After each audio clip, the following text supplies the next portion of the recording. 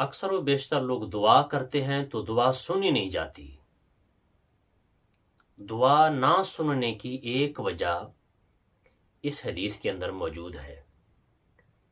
میرے آقا صلی اللہ علیہ وآلہ وسلم نے فرمایا، اللہ کی قسم جس کے قبضے میں میری جان ہے، فرمایا اللہ کی قسم جس کے قبضے میں میری جان ہے، تم ضرور بالضرور نیکی کا حکم دو اور ضرور بالضرور لوگوں کو برائی سے منع کر دو۔ دو کام کرنے ہیں۔ ایک تو ہر شخص کو جس کو کہہ سکتے ہو، جس تک پہنچا سکتے ہو، اس کو نیکی کا حکم دو۔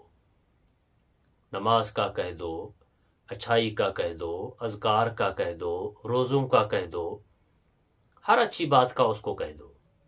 اور جس جس کو برائی سے روک سکتے ہو اس کو برائی سے روکو۔ یہ دو کام تم نے کرنے ہیں۔ فرمایا اگر یہ نہیں کرو گے ورنہ قریب ہے کہ اللہ تم پر عذاب بھیج دے، اور جب اس کا عذاب آئے گا تو تم اللہ سے دعائیں کرو گے۔ فرمایا اس وقت جب تم نیکی کا حکم نہیں دیتے، برائی سے منع نہیں کرتے، اس عذاب کے وقت جب تم اللہ سے دعائیں کرو گے تو اس وقت پھر اللہ تمہاری دعاؤں کو نہیں سنے گا۔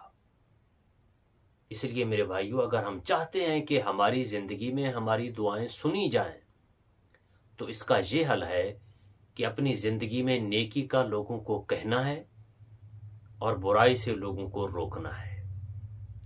ہر ایک شخص کو جس کو ہم کہہ سکتے ہیں نیکی کا کہہ دیں۔ نیک کام کروانا کسی کو پکڑ کر یہ ہم پر لازم نہیں، اور گریبان سے پکڑ کر کسی کو برائی کے اڈے سے باہر لے کے آنا یہ بھی ہم پر لازم نہیں۔ ہم پر جو لازم ہے وہ فقط یہ ہے کہ ہم نے اپنی طرف سے نیک کام کا کہنا ہے اور لوگوں کو برے کاموں سے دور ہونے کا کہنا ہے، کروانا نہیں ہے۔ کہنے کا ہمیں حکم ہے کہ نیکی کا بھی کہنا ہے، برائی سے دور کرنے کا بھی کہنا ہے، اور اس کا نتیجہ یہ نکلے گا جب اللہ سے دعا کریں گے تو اللہ ہماری دعاؤں کو سنے گا۔